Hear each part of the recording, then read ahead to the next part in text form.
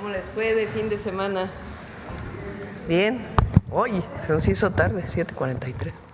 Bien, muy bonita gira, la verdad. Particularmente, bueno, en todos lados, pero en Tustepec fue muy emocionante, la verdad, el recibimiento. Bueno, el día de hoy está con nosotros Ariadna Montiel, secretaria de Bienestar, y Citlali Hernández, secretaria de las Mujeres.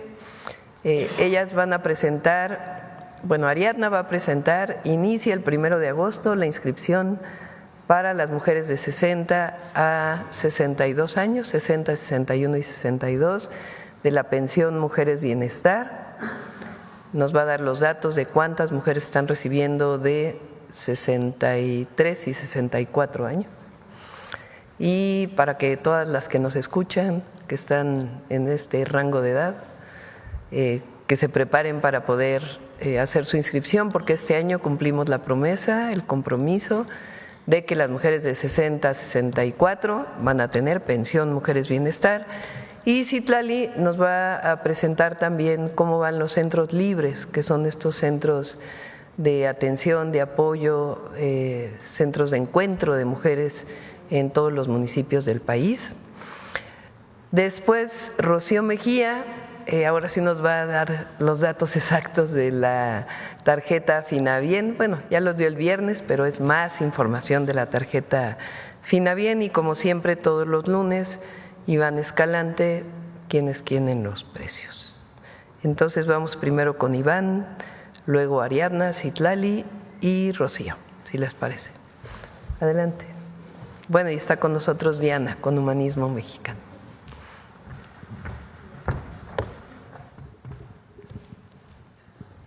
Muchas gracias. Con su permiso, Presidenta. ¿Quiénes quieren los precios? E iniciando con la instrucción de la Presidenta sobre quiénes quieren el envío de dinero, que ya es una sección que prácticamente mes con mes estamos informando.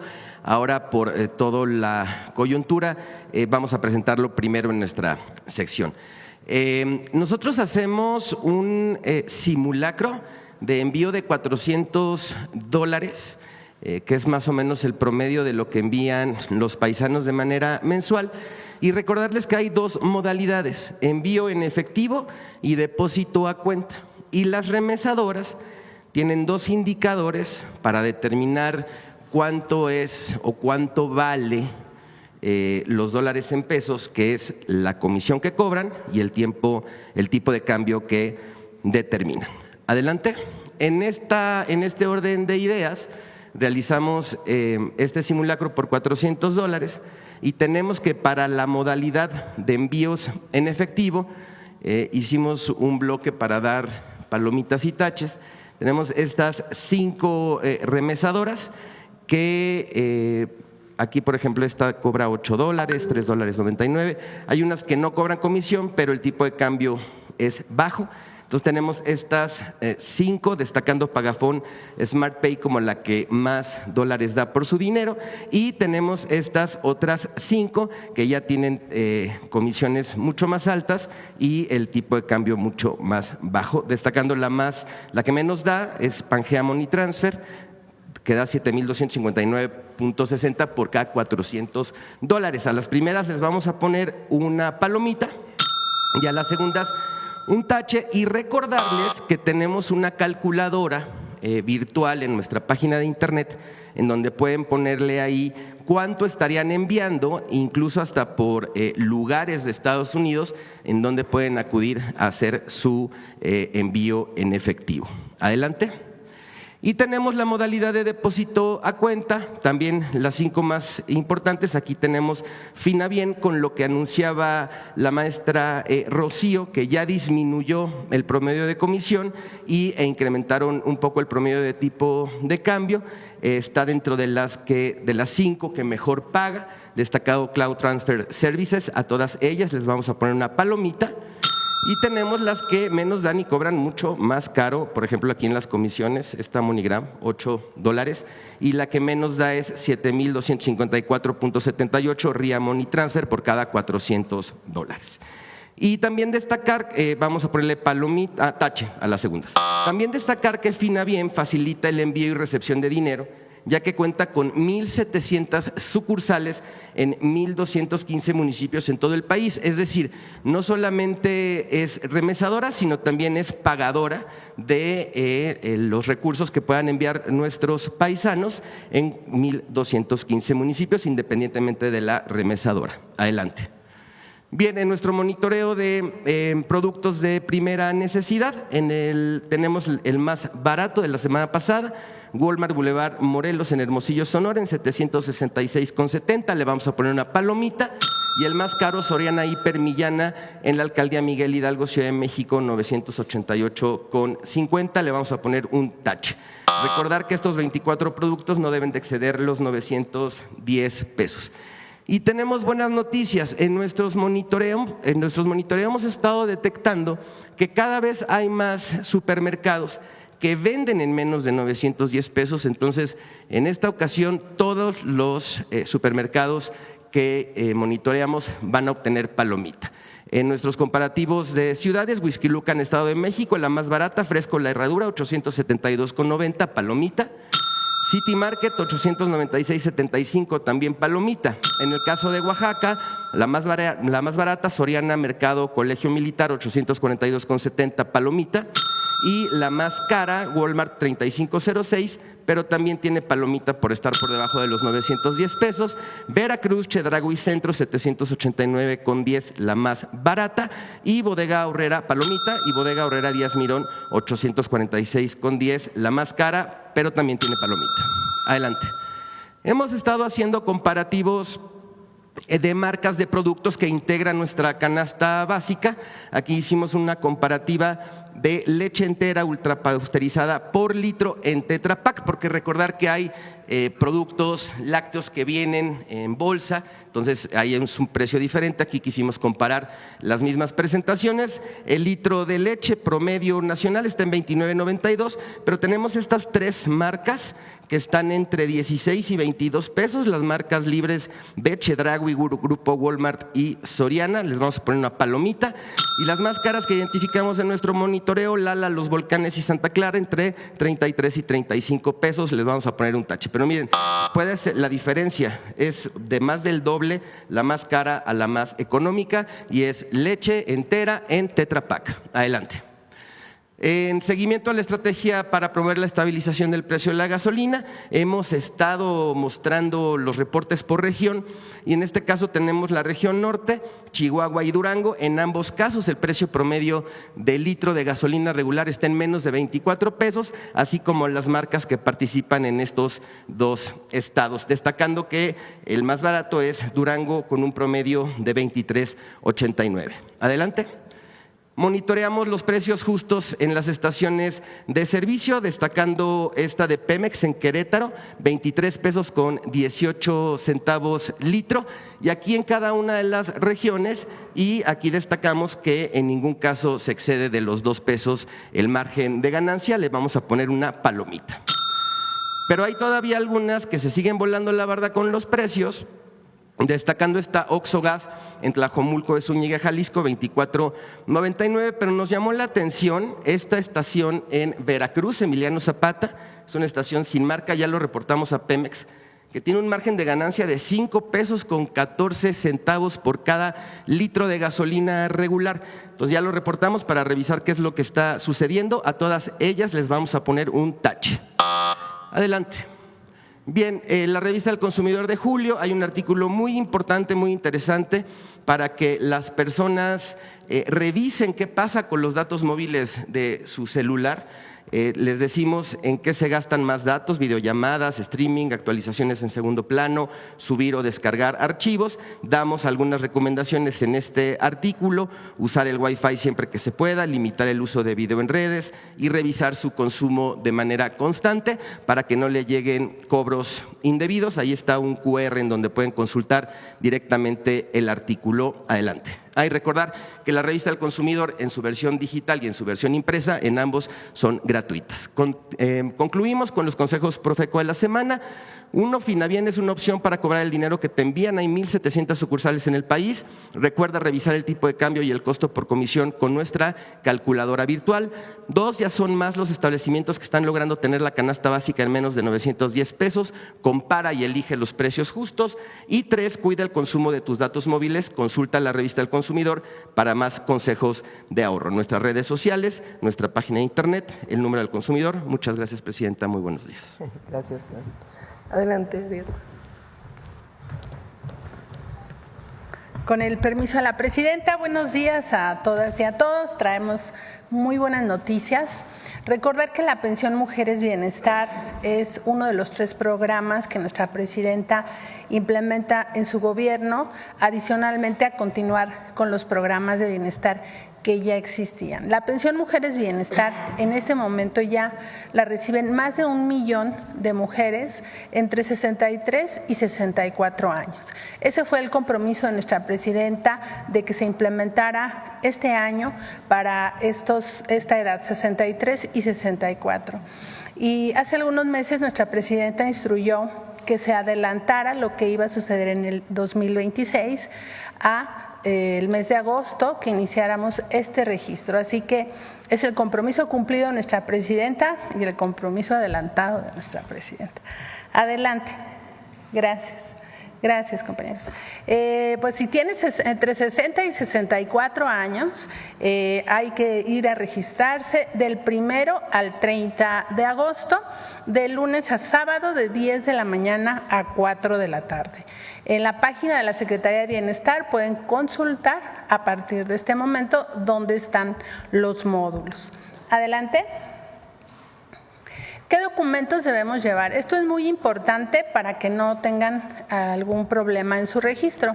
Primero, la identificación oficial vigente con fotografía, que puede ser la credencial para votar, el pasaporte, la cédula profesional, la credencial de INAPAM que otorga la Secretaría de Bienestar y puede ser también una carta de identidad que entregue el municipio.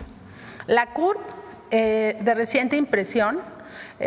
Los derechohabientes solo que la impriman antes de su registro, no tiene que ver con que si está certificada o no, sino que la impriman recientemente y ya traerá la actualización del Registro Nacional de Población. Esto lo detallamos porque es aquí en la CURP donde luego hay alguna situación del registro. Entonces, con que la impriman recientemente, con eso es suficiente. El acta de nacimiento legible, esto es muy importante porque recuperamos datos como origen del estado de nacimiento y cruzamos con la CURP para tener un registro exitoso. Son validaciones que nos permiten tener un registro correcto, pero también un padrón transparente. Y necesitamos un comprobante de domicilio para saber en dónde viven y en dónde van a hacer sus trámites y dónde les vamos a entregar su tarjeta, en qué municipio.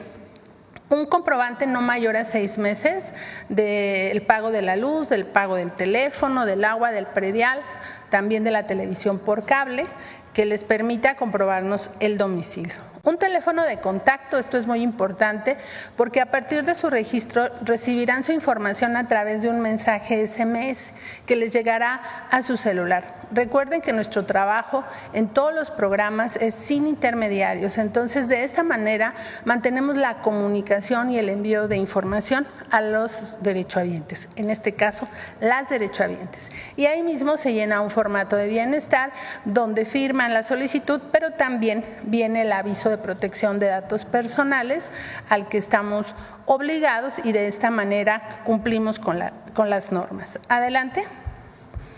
Si alguien por alguna razón, por alguna situación de enfermedad o algún tema que les impida acudir directamente al módulo, nos pueden solicitar una visita domiciliaria, que vayamos a su casa. Hemos ido hasta los hospitales a registrarlos. Quienes viven tal vez en un espacio de cuidado, en un asilo o en un lugar de cuidado de los mayores, también vamos al lugar y hacemos el registro en sitio. ¿Cómo la pueden gestionar? A través de la página de la Secretaría de Bienestar. Se meten a la página y ahí llenan un formulario muy sencillo, y nosotros estamos yendo al día siguiente, al 1 o 2 días siguientes. Adelante. ¿Y dónde vamos a consultar los módulos? Esto es importante, ya lo comentamos, en la página de la Secretaría de Bienestar, en gov.mx/bienestar. Ahí va a aparecer el banner del registro de la pensión Mujeres Bienestar.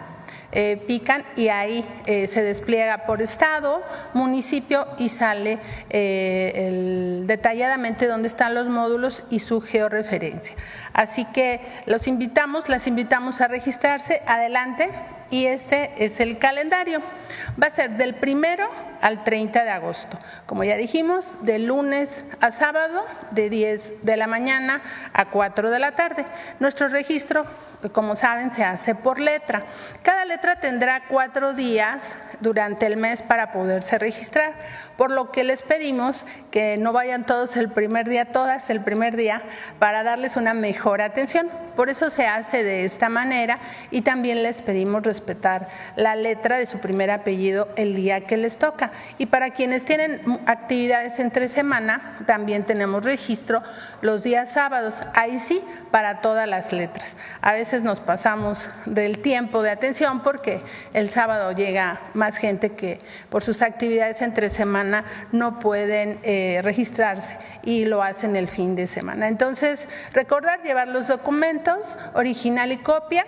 El original se lo llevan, es solo para cotejo, y a partir de ahí su registro. Nuestra presidenta nos ha instruido que a partir del mes de septiembre empiecen ya a recibir sus apoyos directamente en su tarjeta del Banco del Bienestar. Muchísimas gracias. Felicidades a las mujeres. Gracias, presidenta. Citla.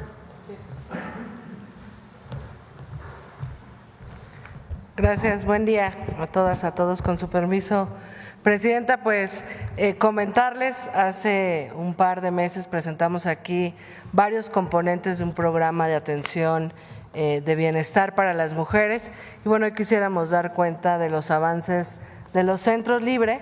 Los centros Libre son estos espacios que hemos destinado para todas las mujeres de México, que tienen una atención integral, tanto para la prevención y la atención de las violencias como para el desarrollo de la autonomía de las mujeres y la realización de varias actividades. Y la idea es que estos centros sean una gran red de servicios para las mujeres. De hecho, hemos platicado con la secretaria del Bienestar, presidenta, que estos centros libres también pueden ser módulos de registro para la pensión bienestar, de Mujeres Bienestar. Siguiente. Bueno, lo que buscamos en estos espacios es promover la autonomía de las mujeres, prevenir y atender las violencias de género a través de una estrategia integral. Siguiente. Tenemos 5 grandes acciones en esta primera etapa de los centros libres de estos servicios que estamos ofreciendo.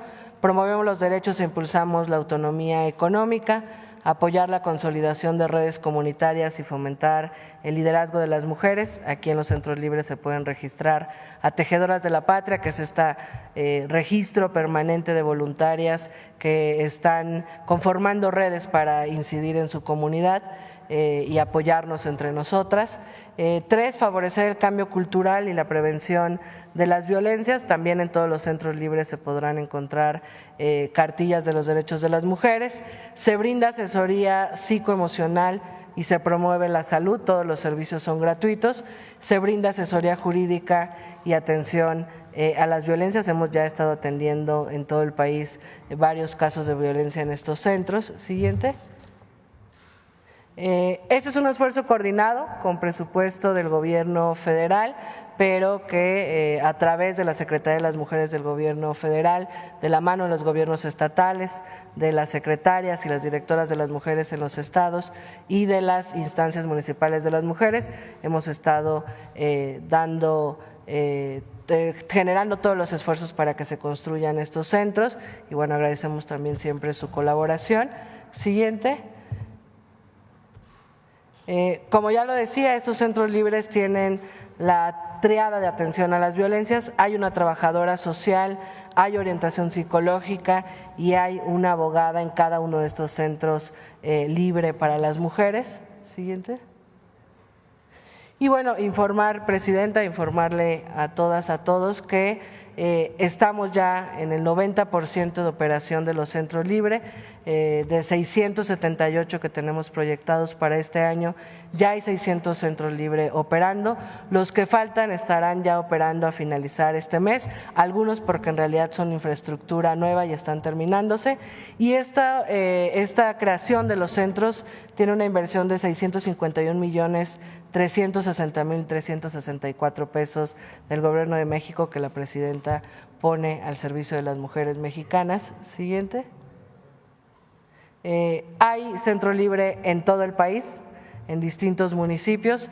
Se ha asignado presupuesto con base en los datos que hay de violencia hacia las mujeres, en los datos de población, y cada entidad de la República tiene distintos centros, pero la Presidenta nos ha instruido que al finalizar el sexenio haya por lo menos un centro libre en cada municipio y en las entidades donde hay muchos municipios, por lo menos regionalmente exista un centro libre para las mujeres. De tal manera que este año tenemos 678 centros libres y a lo largo del sexenio tendremos más centros libres en todo el país. Siguiente.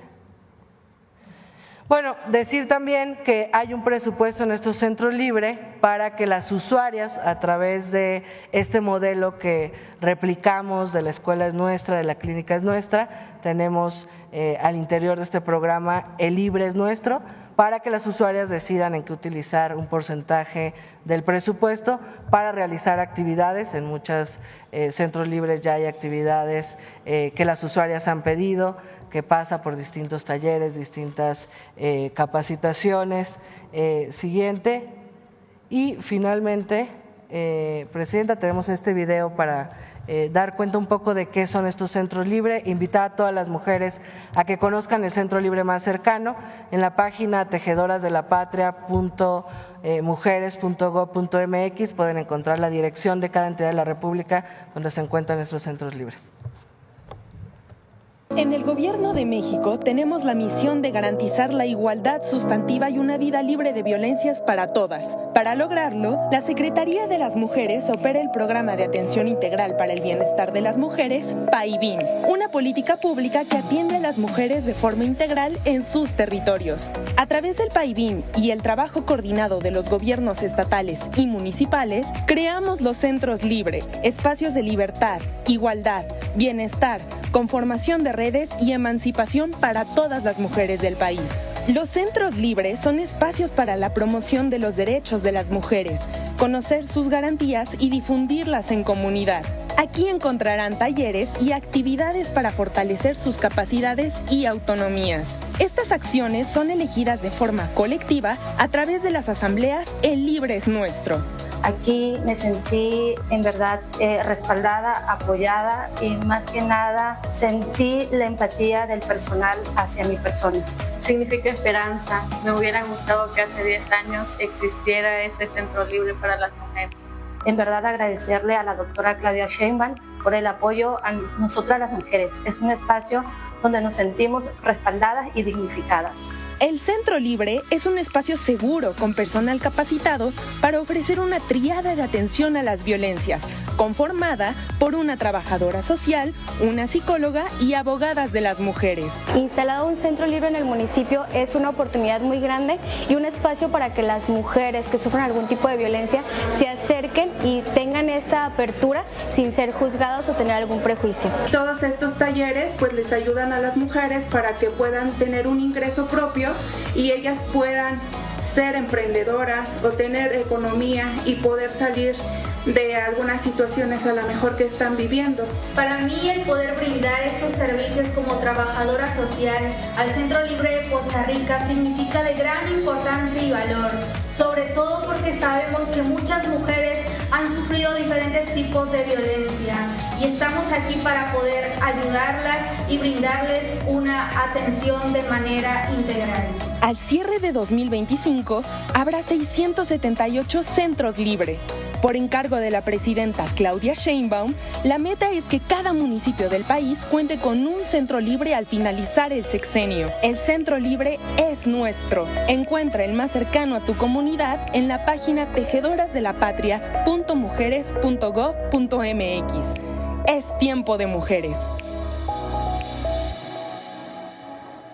Secretaría de las Mujeres, Gobierno de México. Finalizo invitando a todas las mujeres a que conozcan su centro libre más cercano e informarle, Presidenta, que como nos lo ha instruido, la idea es que esos espacios sean un espacio de encuentro seguro, de libertad, de autonomía para las mujeres y que se vayan convirtiendo también en un espacio que otorgue una red de servicios del Gobierno de México. Ya en algunos centros libres se han sumado a la estrategia de alfabetización y el INEA está dando ahí cursos para mujeres adultas. Estamos también trabajando con la Secretaría del Trabajo para que haya bolsas de trabajo. Nos ha instruido la Presidenta también que en cada centro libre haya una biblioteca del Fondo de Cultura Económica. Estamos ya también por concretar ello. Y bueno, esta es la primera etapa de los centros libres, pero buscamos que sea un gran espacio de encuentro y de paz, de bienestar para todas las mujeres. Muchas gracias, Presidenta. Gracias.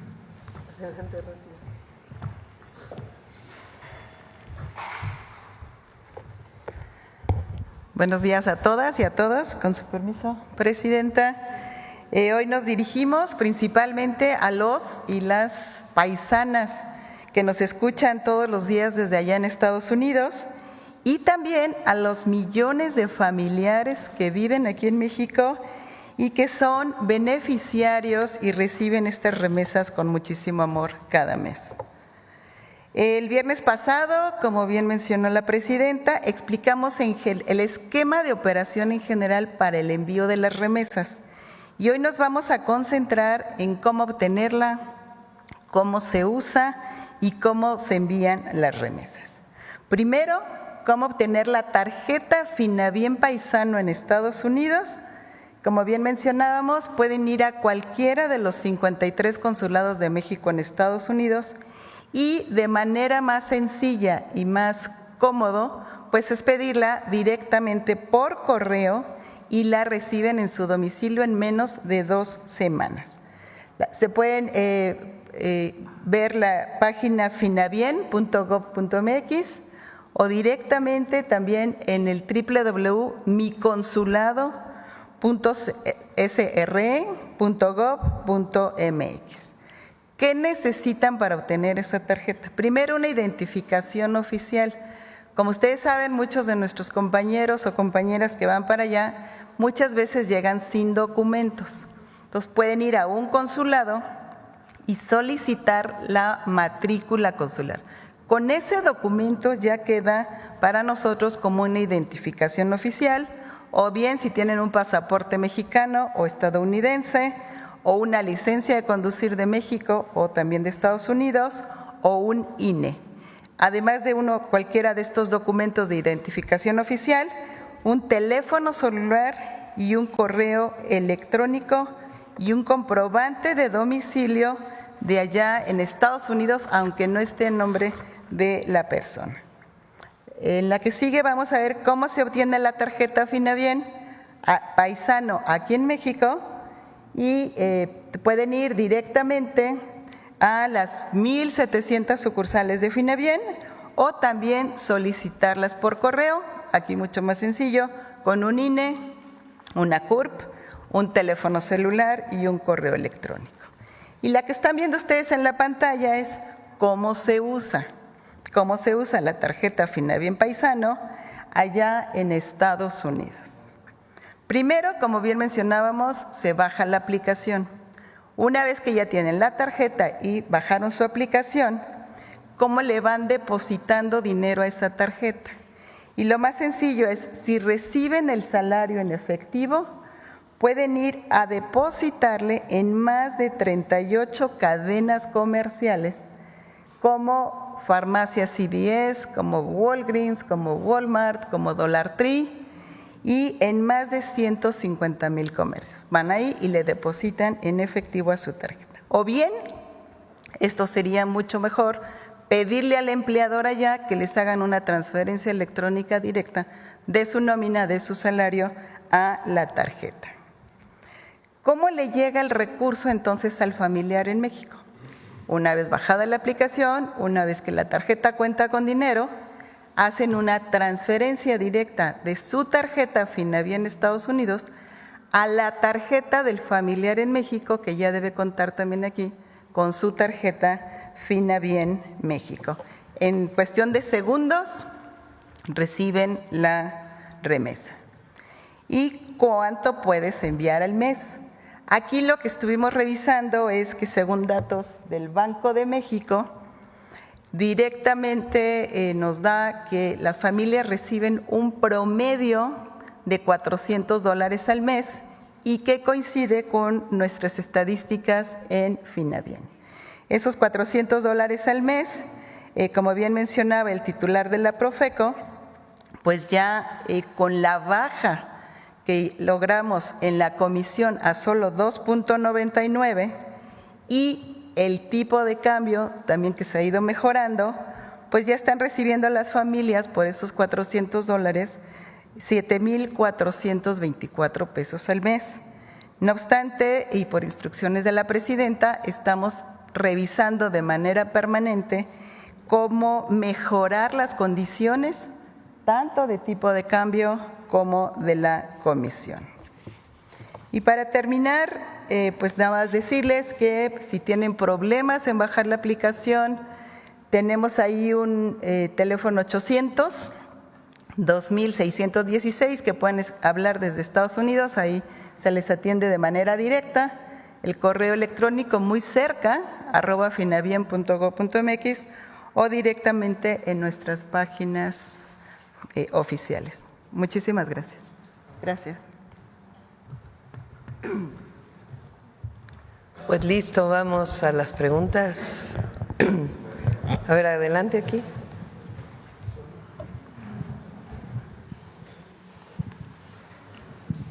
Gracias, presidenta. Buenos días. Karina Aguilar, de Diario 24 Horas. Sobre este tema de Finavien, preguntarle, cuando se obtiene la tarjeta en Estados Unidos, ahí se puede depositar prácticamente todo el dinero de los paisanos y en caso de que sean deportados, ¿lo puede recuperar en México? Sí, por supuesto. O sea, es un tema… Sí, porque está vinculado con Financiera para el Bienestar, que es una institución mexicana que tiene alianzas en Estados Unidos con instituciones financieras para poder hacer el envío de remesas. Y no se quedan desprotegidos. No se quedan desprotegidos. Por otro lado, preguntarle, presidenta, el fin de semana el presidente del Senado, Gerardo Fernández, reveló que el coordinador de los senadores de Morena la había visitado en 2 ocasiones en Palacio Nacional la semana pasada. ¿Nos podría platicar si tocaron el tema de Tabasco? ¿Reveló qué, perdón? Reveló que Adán Augusto López, el coordinador de Morena, la había visitado en 2 ocasiones la semana pasada aquí en Palacio Nacional. ¿Nos pudiera mencionar si tocaron el tema de su secretario? Tengo reuniones, como lo he informado aquí, todos los lunes. Por ejemplo, este lunes no, pero normalmente tengo reuniones los lunes cuando hay sobre todo periodo ordinario para pues revisar las leyes que se han aprobado, cuáles faltan. Es esencialmente un tema legislativo. Viene Ricardo Monreal y Adán Augusto López y revisamos los temas principalmente relacionados con la agenda legislativa. Vinieron el lunes y después ya no, la semana pasada solamente vino el lunes. ¿Y ha hablado usted con Adán Augusto sobre este tema de Hernán Bermúdez? A ver, yo creo que lo importante aquí es lo siguiente. Y además para que se vea la diferencia. En este caso, esta persona que fue secretario de Seguridad Pública del Estado de Tabasco es investigado y tiene una orden de aprehensión por la Fiscalía General de la República.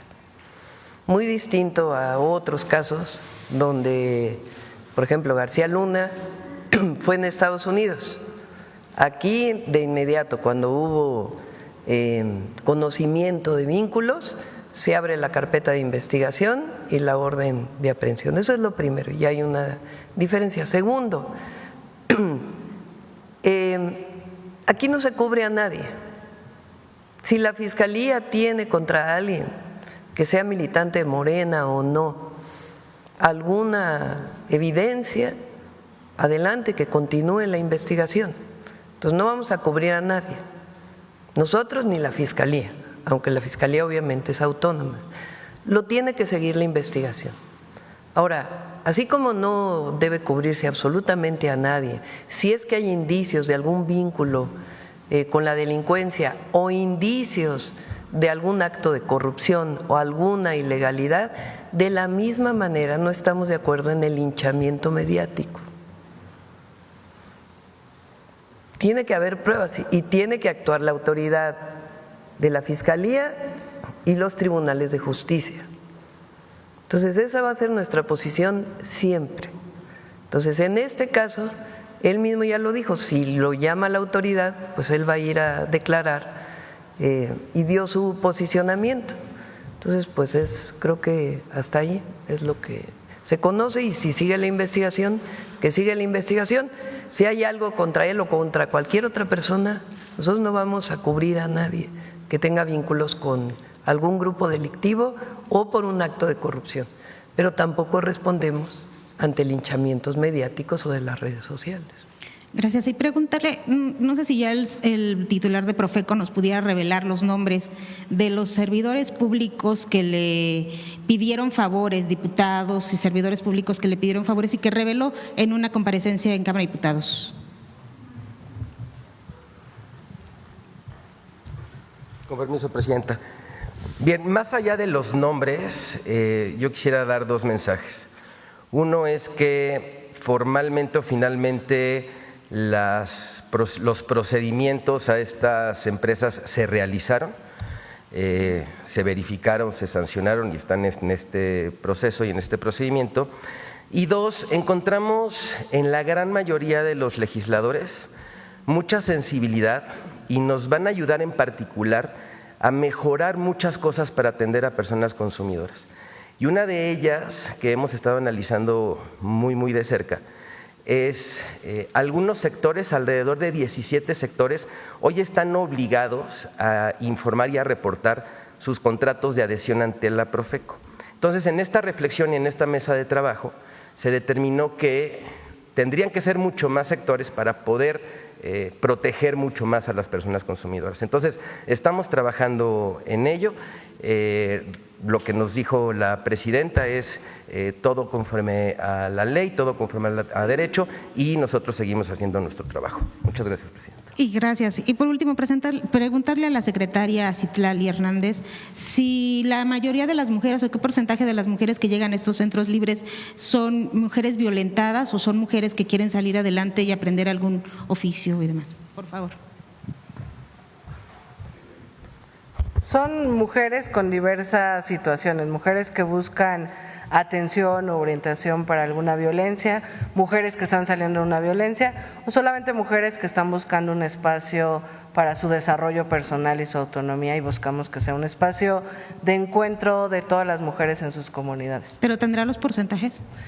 Tenemos atendidas cerca de 30,000 mujeres en todos los centros libres, pero son diversas sus situaciones y la verdad es que cada vez están asistiendo más mujeres para encontrar diversas actividades, no solamente que tienen que ver con violencias. Gracias, Presidenta. En cuanto vayan avanzando, les damos los porcentajes, cuántas mujeres de acuerdo a qué necesidad van. Adelante.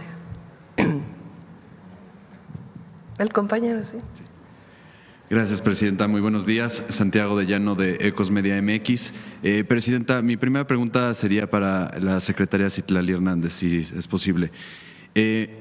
Secretaria, a través de estos centros libres, ¿qué otras políticas públicas están articulando desde su secretaría para acompañar a estas mujeres en temas de salud, cuidado y participación comunitaria? ¿Cómo se vinculará este programa con otras estrategias de bienestar integral?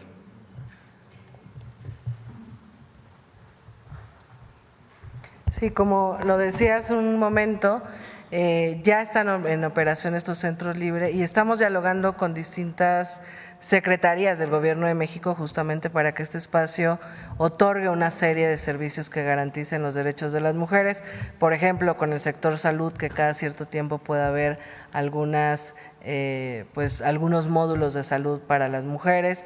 Este es, digamos, el inicio de la operación con estos servicios, atención y prevención de las violencias y actividades para el desarrollo personal, pero la idea es que sea un espacio donde las mujeres encuentren los diversos servicios y acciones de bienestar del Gobierno de México. Gracias, secretaria.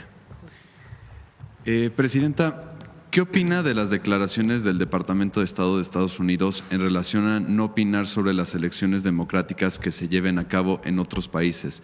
Esto porque ya ha habido reuniones del embajador de Estados Unidos en México con personajes de la oposición que están formando nuevos partidos.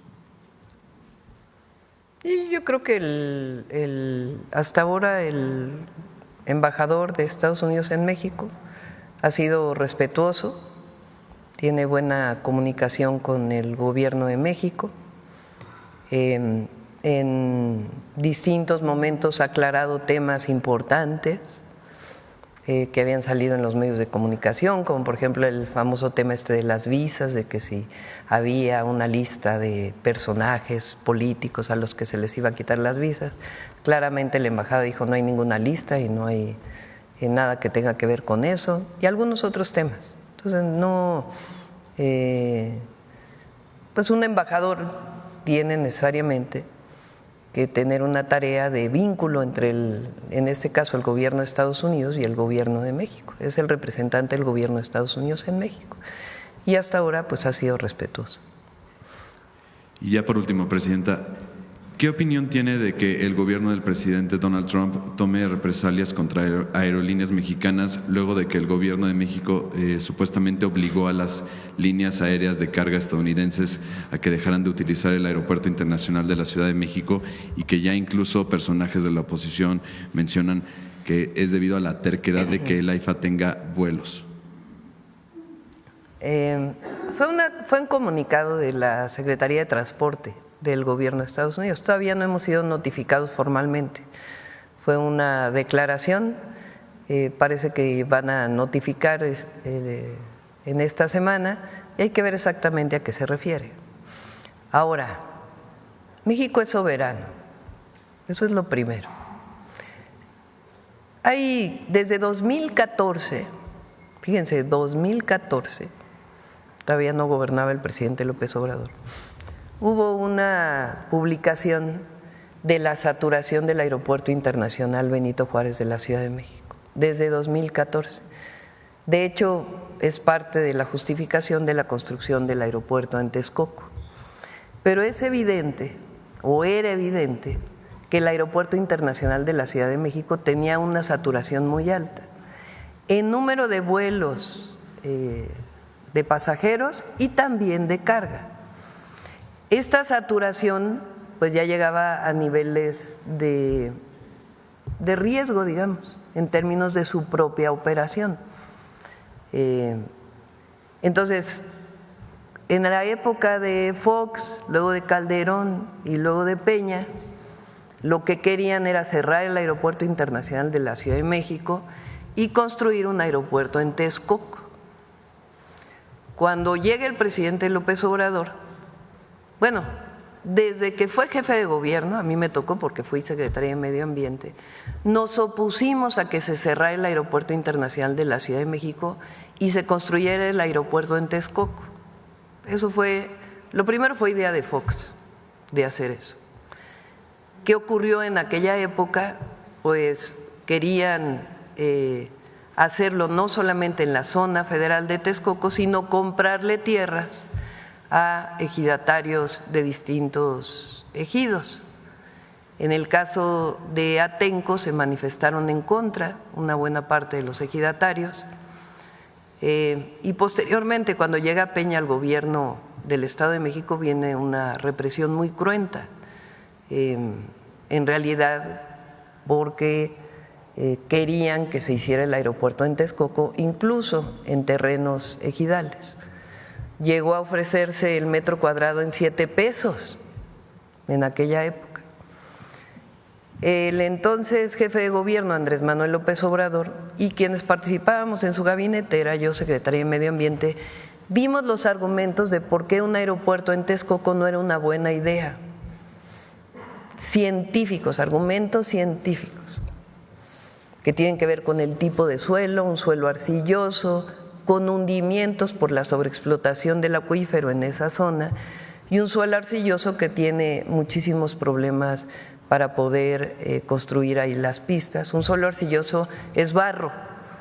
El barro cuando se seca, pues es como polvo, y cuando se humedece, pues es como una plastilina.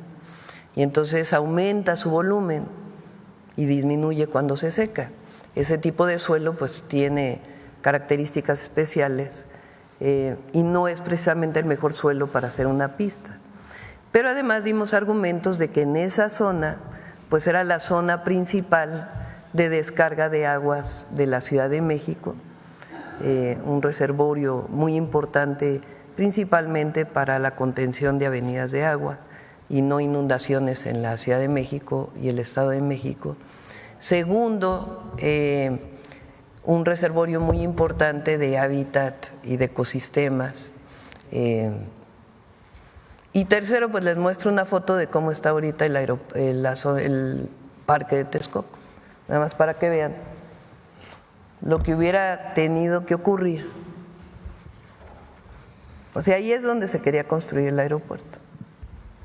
Hoy pues es un lago, como siempre se dijo. Sería un problema construir ahí un aeropuerto.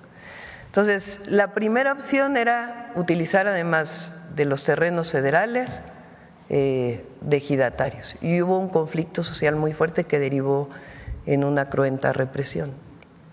Después, cuando llega Peña, dijo, bueno, no hay que hacerlo en el ejido porque esto es complicado, vamos a hacerlo solo en la zona federal, en esta zona federal,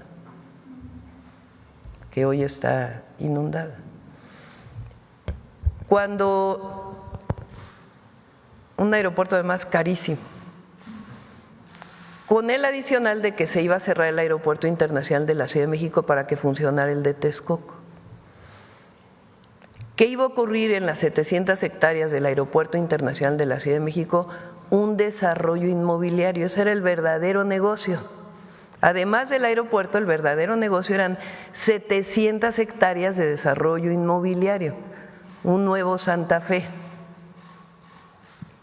Ese era el objetivo, así estaba planeado, ya tenían prácticamente visto a quién le iban a vender los predios del actual Aeropuerto Internacional de la Ciudad de México, con las implicaciones que tenía para la ciudad en términos de pérdida de empleos y otras problemáticas. Bueno, cuando gana el presidente López Obrador, hace una votación en todo el país, preguntando a la gente si se seguía con el proyecto del aeropuerto en Texcoco o la otra opción era construir un nuevo aeropuerto en Santa Lucía, en donde había una base aérea militar, y poder mantener los dos aeropuertos, el de la Ciudad de México y el de Santa Lucía. Cuando se hace el cálculo de cuánto cuesta, pues resulta que es mucho más económico hacer el aeropuerto en Santa Lucía. Se ahorran 300,000 millones de pesos, 300,000 millones de pesos. El aeropuerto se hace rápido, de manera eficiente.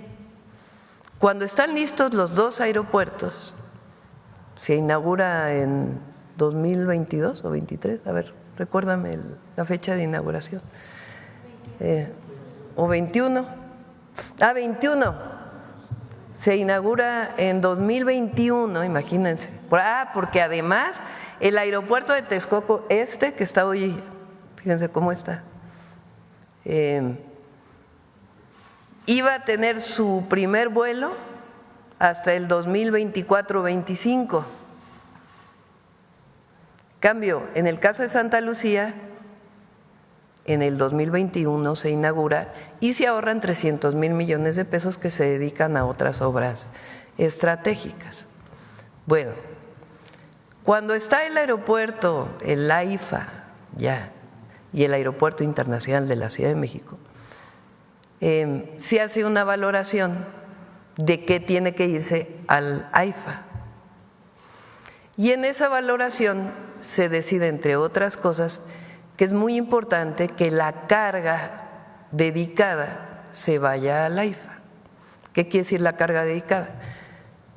En los aviones pues llega pasajeros y mercancías. A veces en los aviones de pasajeros también vienen mercancías. Y hay aviones dedicados exclusivamente a la carga. Entonces toma la decisión a partir de un estudio, de una revisión técnica, de que la carga se vaya al AIFA y además que se reduzca el número de vuelos en el Aeropuerto Internacional de la Ciudad de México. Pues ese era el objetivo de construir un nuevo aeropuerto, que disminuya la saturación del de la ciudad para que se fuera al de Santa Lucía, hoy Aeropuerto Internacional Felipe Ángeles. Entonces se toman decisiones con base en estudios técnicos, decisiones soberanas, y se avisa a las empresas de carga, por ejemplo, DHL es la primera que se va, el primer vuelo de carga que llega al Aeropuerto Internacional Felipe Ángeles, y después otras empresas. Allá tiene que instalarse pues todas las aduanas, los recintos fiscales, porque todo eso es necesario, es parte de la normatividad para la llegada de carga que viene de otros países. Bueno, algunas empresas de Estados Unidos se quejan en aquel momento de que es poco tiempo el que les avisaron para trasladarse. Algunas, la mayoría dice mucho mejor no haber tanto tráfico para sacar la carga, podemos desde el AIFA dirigirnos a otras zonas que no son directamente la Ciudad de México. Entonces hay algunas empresas que dicen fue muy poco tiempo de aviso. Sin embargo, pues ya pasó más de un año, año y medio, y las empresas se han ido adecuando pues a esta nueva circunstancia que es benéfica para todos, el que la carga se haya ido, la carga dedicada al Aeropuerto Internacional Felipe Ángeles. Para cualquier duda, cualquier aclaración con las empresas, pues hay mesas de trabajo con tanto la Secretaría de Infraestructura, Comunicaciones y Transportes como con Defensa, que es quien opera el Aeropuerto Felipe Ángeles, como con la Marina, que es quien opera el Aeropuerto Internacional de la Ciudad de México. Y se resuelven las cosas. Entonces no hay razón para tener alguna sanción que tenga que ver con este asunto. ¿Qué es lo que se privilegió? La seguridad. Y ya escuchamos la semana pasada que el aeropuerto va muy bien, este diciembre recibe nuevos vuelos internacionales, está funcionando muy bien y la carga también está funcionando muy bien, se están fortaleciendo los recintos fiscales, las aduanas, para que todavía sea mucho más eficiente la salida de carga. Y se va a estar en comunicación, no hay razón alguna para que tenga que haber una sanción. Y la decisión de hacer el aeropuerto en Santa Lucía, pues fue una muy buena decisión, si no imagínense qué hubiera pasado si se hubiera seguido con el aeropuerto en Texcoco. Presidenta, ahorita que mencionó a la Sedena, este fin de semana se llevó a cabo… 21 de marzo del 22. ¿El 22 seguro? No sé por qué yo recordaba que era el 21, del 22, está bien.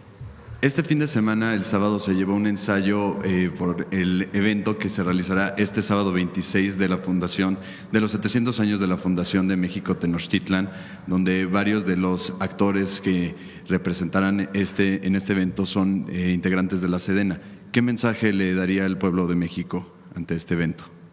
Va a ser algo muy, muy especial. A ver, aparte de que se va a transmitir por todos los medios públicos, los invitamos a que vengan al Zócalo. Es la historia del pueblo mexica, de la fundación de Tenochtitlan y después también pues de la invasión española y lo que se llama la caída de Tenochtitlan.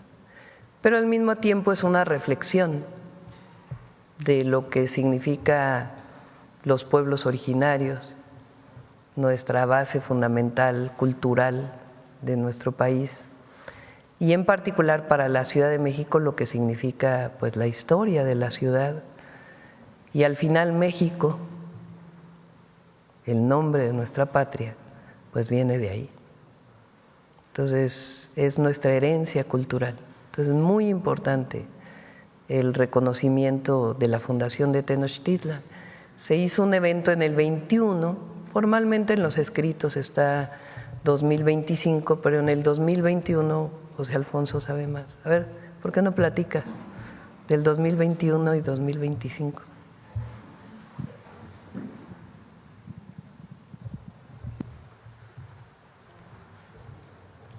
Gracias.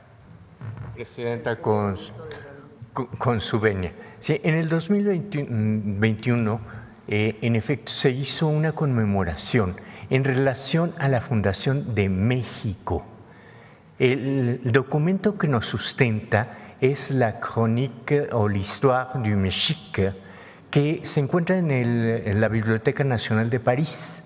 Esta es una traducción del francés de un escrito de Fray Andrés de Olmos, que fue uno de los primeros eruditos en entender la cultura, y es interesantísimo ver que pone que la Ciudad de México o México se funda en 1321 en números romanos para enfatizar la importancia de ese número, y a partir de esa fecha hace la cuenta hacia atrás para ubicar la salida de Aztlán a la llegada aquí, y concilia el calendario con el encuentro de Cortés y Moctezuma en 1519 y posteriormente la caída. Hubo un debate interesante, respetuoso por parte de muchos de los académicos, y la decisión fue reconocer que la cuenca del Valle de México viene siendo poblada desde hace más de 700 años. Ahora lo que estamos conmemorando es un hecho cósmico puntual que se viene repitiendo desde hace muchísimos años, y por lo menos 50 años de participación de grupos mexicaneros, danzantes, etcétera, los 26 de julio en la Plaza de la Constitución, y constituye el segundo paso cenital del Sol. Y este paso cenital del Sol es, según lo hemos analizado, el portento, es decir, el águila es el Sol que desciende sobre la nopalera. En la nopalera está el corazón de Copili, y en lugar de serpiente tiene el glifo de la guerra sagrada. Y esta figura mítica está impresa, lo han visto ustedes ahora en las reproducciones que están en el Zócalo, en lo que se llama el teocalli de la guerra sagrada o de la fundación, porque tiene en la parte superior el glifo correspondiente a 1325. Eso es lo que estamos conmemorando, la fundación o el sembrado de la cultura mexica en el islote que posteriormente fue la gran ciudad de México, Tenochtitlan. Gracias.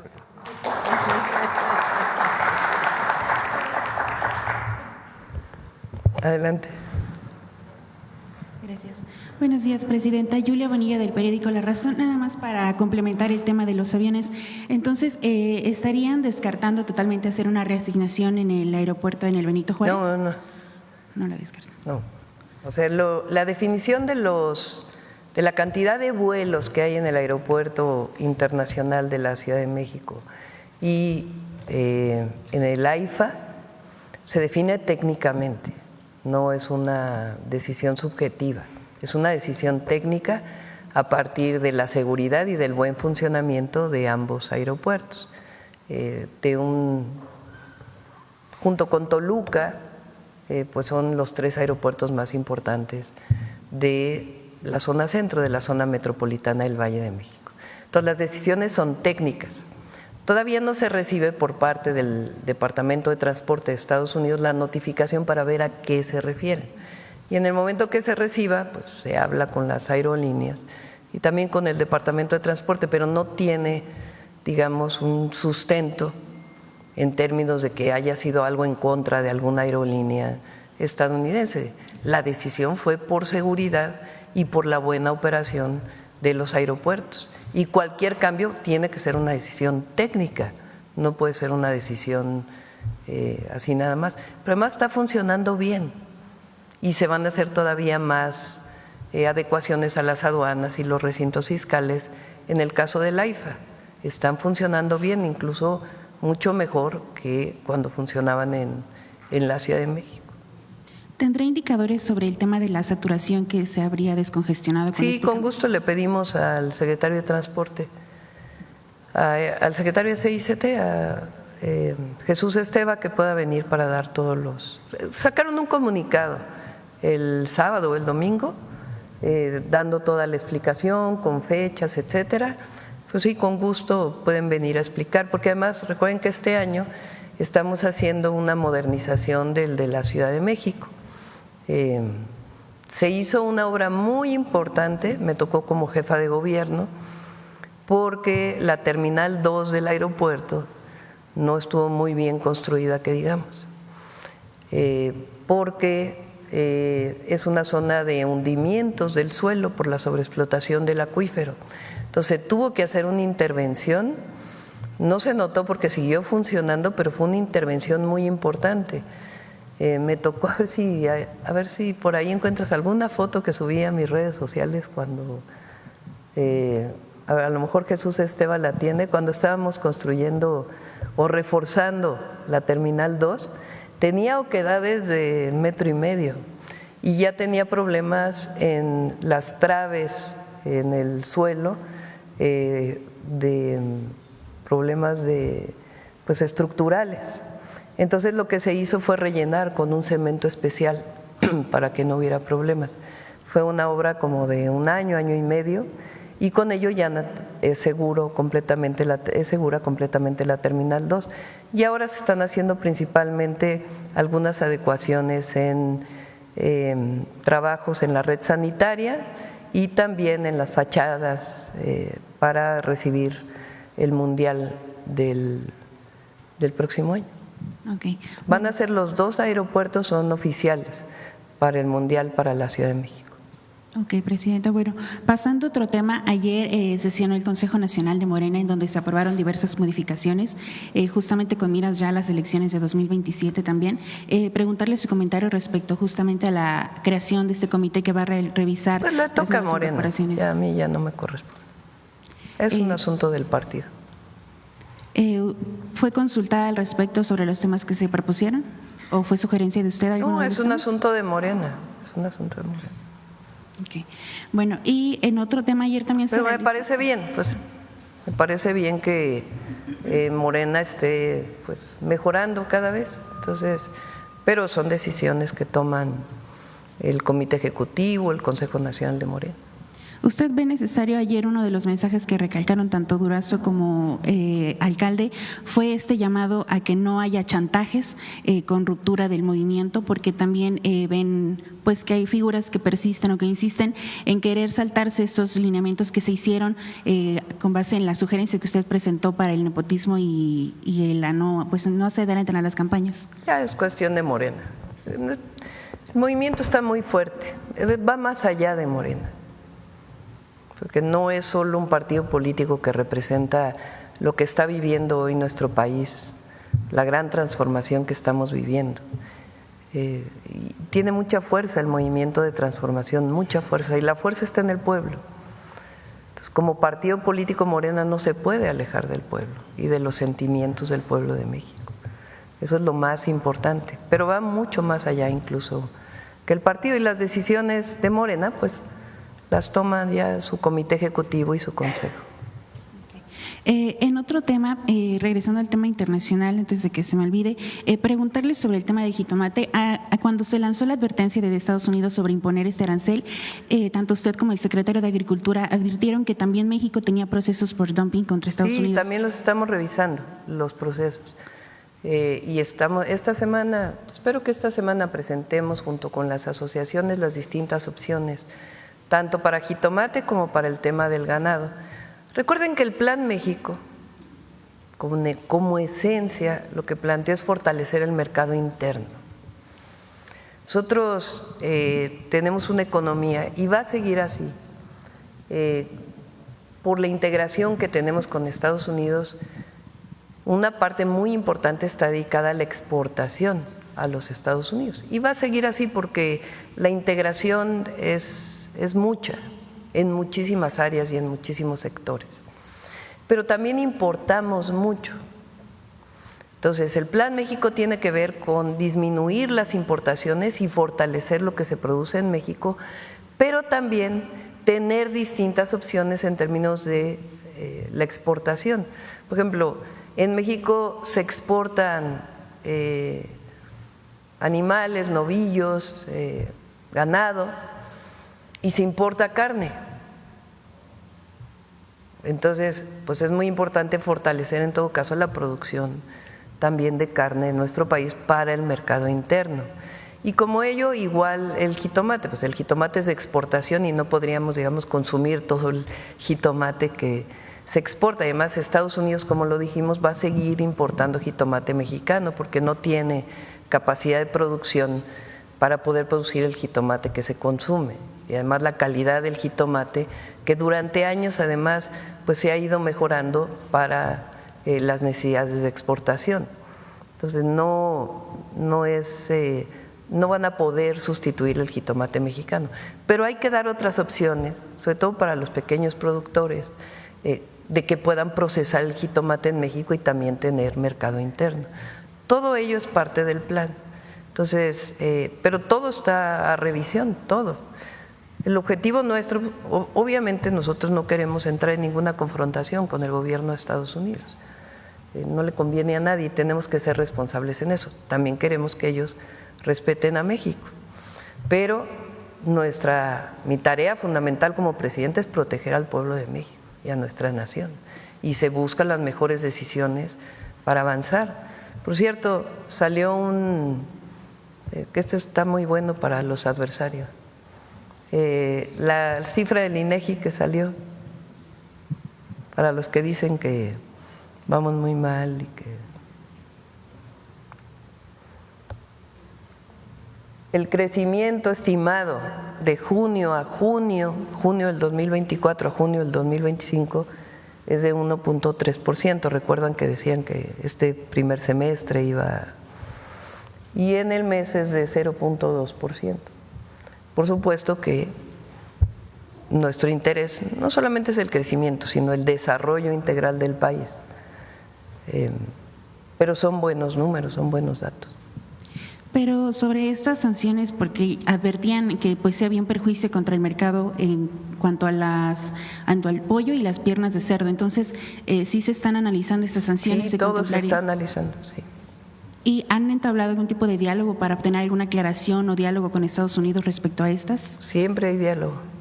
¿Han obtenido alguna respuesta que se les haya dado? Siempre hay diálogo y todo lo analizamos, todas las decisiones. ¿Y cómo tomamos las decisiones? Pues lo mejor para el país, lo mejor para el pueblo y lo mejor también pues para que no se pierda ningún empleo. Entonces, pero todas las decisiones las analizamos todo el tiempo. Hoy tengo reunión con Economía otra vez, con un equipo grande que analizamos siempre pues el tema de los aranceles, la relación con Estados Unidos, las reuniones que se tuvieron la semana pasada. Entonces todas las decisiones las analizamos, sus pros, sus contras, y buscamos siempre lo mejor para el país. Ok, bueno, en otro tema, ayer se realizó una nueva marcha contra la gentrificación aquí en la Ciudad de México. Usted ya había adelantado que se estaba buscando un acercamiento por parte de la SEDATU con el gobierno capitalino, saber qué avances hay al respecto y si hay algún planteamiento para atender esta situación. Ya lo informó la jefa de gobierno, estuvo ahí en la presentación la SEDATU, porque se estuvo trabajando con ellos, nos pidieron apoyo y ahí estuvimos. para las propuestas que hicieron para atender sobre todo la necesidad de vivienda y de los altos precios de la renta en la Ciudad de México. Ahí estuvo Sedato. Por cierto, aprovecho para sobre el tema de la marcha de ayer. Hubo algunos actos con los que no estamos de acuerdo y no vamos a estar de acuerdo nunca. Un grupo muy pequeño de una de las manifestaciones entró a Ciudad Universitaria, rompió los vidrios de una librería y quemaron libros. Los únicos que han quemado libros en la historia son los fascistas. Entonces, por supuesto que puede haber una demanda legítima, pero quemar libros en una institución educativa, eso debe ser condenable totalmente. Los actos de violencia. Y segundo, ¿cómo que quemar libros? Eso no podemos solaparlo nadie en nuestro país. Lo único que muestra pues es una actitud, prácticas que solo pueden catalogarse como movimientos fascistas. ¿Y qué mensaje le da a los intolerantes? ¿Y qué mensaje le da a los pobladores que ayer durante la marcha pues manifestaron esta inquietud, sobre todo al sur de la capital, por el encarecimiento tanto de terrenos como de rentas? Hay una demanda legítima de incremento de las rentas en la Ciudad de México y la jefa de gobierno presentó 14 puntos, desde la construcción de vivienda en renta, la construcción de vivienda por parte de la Secretaría de Vivienda de la Ciudad de México para renta, que es una muy buena idea, hasta otros esquemas que eviten que aumenten las rentas más allá de la inflación, que ya estaba en la ley, pero que ahora pues están generando las condiciones para poder supervisar que en efecto no sea así. Entonces son varias propuestas de un plan integral que es muy bueno y que va a tener el apoyo del gobierno federal en lo que necesite. Ok. Y por último, Presidenta, hace unos días publicamos en La Razón que de acuerdo con los informes de la Auditoría Superior de la Federación, hay más de 102,000 millones de pesos correspondientes a observaciones no aclaradas por diferentes entes, tanto a lo federal como en el gasto federalizado de los estados y los municipios. Son observaciones que vienen desde el inicio del siglo, que son básicamente, pues sí, más de 100,000 millones de pesos perdidos o que no aclarados más bien. En este contexto, preguntarle su postura al respecto y si ve necesario legislar, justamente porque uno de los problemas que se advierten en este tema es que no hay plazos fijos justamente para que los entes, las secretarías, las dependencias, pues aclaren qué pasó con este dinero que se les observa por parte de la auditoría. Bueno, sí hay plazos. Viene primero una observación de la Auditoría Superior de la Federación y luego vienen tiempos para poder aclarar las observaciones que se hacen. Si al final la auditoría considera que no fueron saldadas las observaciones, pues presenta tanto sanciones administrativas como incluso penales, denuncias en la Fiscalía. Entonces, no sé a qué se refieran en particular en los tiempos, pero he sido servidora pública en varios periodos de mi vida y cuando hay observaciones de la auditoría, uno tiene la obligación de responder en cierto tiempo, después viene un proceso para poder ver si realmente las observaciones fueron saldadas o no y después de cierto periodo pues vienen las sanciones. Y también el funcionario público tiene derecho también a defenderse en ese proceso, pero hay tiempos, no sé si exactamente a qué se refieran con fortalecer esos tiempos o no. Y normalmente, como lo he explicado aquí, vienen observaciones y viene un periodo pues para solventarlas, porque muchas veces son observaciones normativas, que a lo mejor no se cumplió una norma, no se cumplió otra norma y no necesariamente tienen que ver con daño patrimonial. Pero bueno, los tiempos a lo que se refiere son el plazo justamente que se abre después de la aclaración y que finalmente pues termina en que si no se aclara pues el dinero queda ahí como perdido, porque estos más de 100,000 millones de pesos pues vienen de cuentas. No, pero la ley es muy clara. Si no se solventa la observación, se va o al Tribunal de Justicia Administrativa, que tiene después de, en fin, al tribunal que tiene que seguir la sanción, y también se presenta en su caso denuncia penal. Entonces no es que queden perdidos, sino que quedan en denuncia, y ahí el funcionario o el que haya sido funcionario público debe devolver los recursos, o si no, pues hay delito penal. ¿Sugeriría algún mecanismo, alguna modificación para robustecer el tema de las auditorías, sobre todo el de aclaración, porque finalmente pues se sigue perdiendo dinero? Pues que lo revise Raquel Buenrostro, que ella nos informe. Gracias, presidenta. Sí. A ver, por acá, a ver acá. Es que... Buenas tardes, presidente. Buenos días, perdón. Buenos días. Julio Omar Gómez, Medios del Pacífico. Presidenta, es algo importante las mujeres hoy en la actualidad, y en el Diario Oficial de la Federación pues ya salió el decreto sobre el himno, el reconocimiento de las mujeres del himno nacional, y quisiera preguntarle a la secretaria Citlali si nos puede dar mayor mensaje a lo que se refiere este cambio. Había, lo puede comentar Citla, pero había efemérides que solo eran para hombres. Ajá. Por ejemplo, ayer fue el de artículo 18. Sí, de Francisco Villa, y está reconocido como efeméride oficial. ¿Qué quiere decir efeméride oficial? Pues es un calendario en donde se dice el 21 de marzo hay que conmemorar el nacimiento de Benito Juárez, y se conmemora en las escuelas, en los gobiernos, y hay efemérides. Pero resulta que las efemérides estaban exclusivamente, o bueno, había muy pocas efemérides para heroínas. Entonces ahora son 25, ¿no? 24 efemérides de mujeres. Le pedimos a Noemí ahora, si quieren, el jueves de Mujeres en la Historia, que nos hable de las efemérides que son ahora reconocidas. Nacimientos, fallecimientos, en fin, otras fechas que tienen que ver con las heroínas de la patria, no solo con los héroes de la patria. Muchas gracias, presidenta.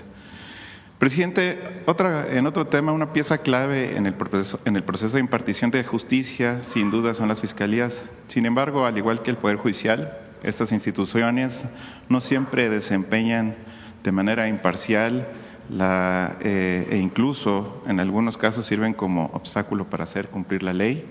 Y se lo comento porque recientemente en Ciudad del Carmen, Campeche, se dio un suceso bastante lamentable que causó la indignación entre la sociedad carmelita, y se trata de un atropellamiento simplemente del joven Wilber Cámara López por una persona influyente de nombre Dinora Ongay Hurtado, que tuvo como resultado de la muerte de esta persona. Impactante fue el 11 de julio. Le digo que causó indignación porque la autoridad, en este caso la Fiscalía, no solo no hizo su trabajo, sino que facilitó la huida de la persona responsable. Al lugar de los hechos pues llegó Roberto Ongay Morales, reconocido empresario de la zona y tío de la responsable, quien hizo uso de los contactos para que su sobrina no fuera llevada ante el Ministerio Público. Presidenta, así como en este caso hay muchos donde los influyentes, como esta familia Ongay en Campeche, son intocables. En contraste, gente humilde que no cuenta con los suficientes medios de defensa son inculpados muchas veces de manera injusta. Ante esta situación, ¿cómo podría hacer las fiscalías no sea un obstáculo en el nuevo sistema de impartición de justicia que iniciaría el próximo septiembre? Nada ni nadie por encima de la ley. No debe haber privilegios. Cero privilegios. No puede haber relación con un familiar o algún tipo de influencia para evitar que se cumpla con la ley. Entonces, pues que se revise este caso en particular en Campeche. Y pues esa es la nueva tarea del Poder Judicial. Y en el caso de las fiscalías, pues también tiene que haber vendrá pues el proceso de revisión de las fiscalías. Usted lo ha dicho, Presidenta, hay casos con los jueces, no todos son malos y no todos son buenos, pero en este caso hay jueces que han hecho su trabajo, y lo digo porque en un caso en Baja California Sur, particularmente en Los Cabos, una familia que ha sido, pues, el problema de las tierras siempre van a ser un problema allá, lugares como turísticos y que tienen un valor muy alto, y que después de 25 o 30 años de litigio lograron darle el fallo a la sentencia de estas familias originarias de Los Cabos.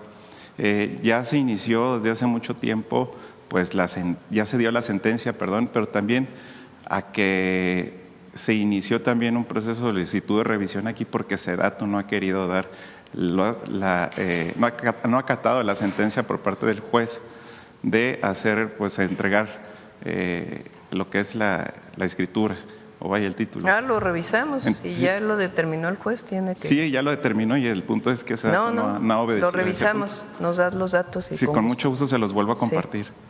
Sí. Muchas gracias, Presidenta. A ver, aquí. Sandra Aguilar, de Grupo Informativo. Buenos días a todos. Particularmente a aprovechar que está tanto la Secretaria de Mujeres y también la Secretaria de Bienestar. Nos han compartido, Presidenta, los adultos mayores, hombres y mujeres, de repente extravían su tarjeta para poder ir a cobrar su pensión que se les deposita constantemente, y nos han compartido que batallan mucho para poder recuperar nuevamente, que los traen vueltas y vueltas, que les piden el documento. Hay un documento que les entregan al momento también de que firman ellos como un acuerdo, es un documento, y muchos de ellos no lo tienen extraviado. Entonces, compartirle que sí están batallando y necesitan ellos acudir directamente a la sucursal. Quienes tienen ese documento tienen que hacer la fila, tienen que esperar su turno, entonces sí, los hemos visto cómo bajan inclusive de transportes de plataforma, y los mismos transportes de plataforma los ayudan a que puedan ingresar, muchos con bastón, muchos con andador. Entonces, les comparto dato porque sí se está batallando un poquito para recuperar lo que es la tarjeta del banco. Gracias. ¿Cómo se tiene que hacer el trámite para restituir la tarjeta si la perdieron, la extraviaron, se la robaron? Primero hay que hablar a la línea del Banco del Bienestar para notificar que está extraviada. Ahí les van a dar un folio. Con ese folio tienen que ir al módulo de la Secretaría de Bienestar, porque todos los trámites son presenciales, porque justo cuidando a los adultos mayores, que nadie dé por perdida su tarjeta o su trámite, la entrega se hace de manera directa, inclusive cuando están enfermos, que no pueden salir de casa y toca ya la recepción de la tarjeta, si nos avisan, la entregamos. Y se tiene que hacer el trámite de reposición del plástico con nosotros y nosotros con el banco. De cualquier manera, ellos siguen recibiendo sus apoyos porque tienen un número de cuenta. Lo que han extraviado es su tarjeta. El plástico. Así es, pero ellos siguen recibiendo sus apoyos, y en el tiempo en el que llega la tarjeta, ellos pueden retirar en ventanilla. Sí tienen que cuidar sus documentos que se les entregan cuando reciben su tarjeta. Esto es muy importante, porque en ese recibo viene su número de tarjeta, su número de beneficiario, sus datos, para que su trámite sea más ágil. Pero de cualquier manera, quien lo haya extraviado, con su identificación oficial con fotografía, hace el trámite. Y bueno, vamos a tratar de hacerlo más ágil. Ya lo estamos entregando en 15 días. Los adultos mayores tienen la situación, cuando tienen ese tipo de trámites que tienen un tiempo más allá de los 15 días, tienen alguna situación con su CURP. Por eso es muy importante esto que les decía, que impriman lo impriman recientemente, y con eso nos vamos a ahorrar muchas situaciones, porque el Registro Nacional de Población ha ido actualizando, nada más para poner en contexto. En el régimen pasado, cuando llegamos al gobierno, había 200 millones de CURPS y éramos 126 millones de mexicanos. Entonces, hasta en eso había un desorden.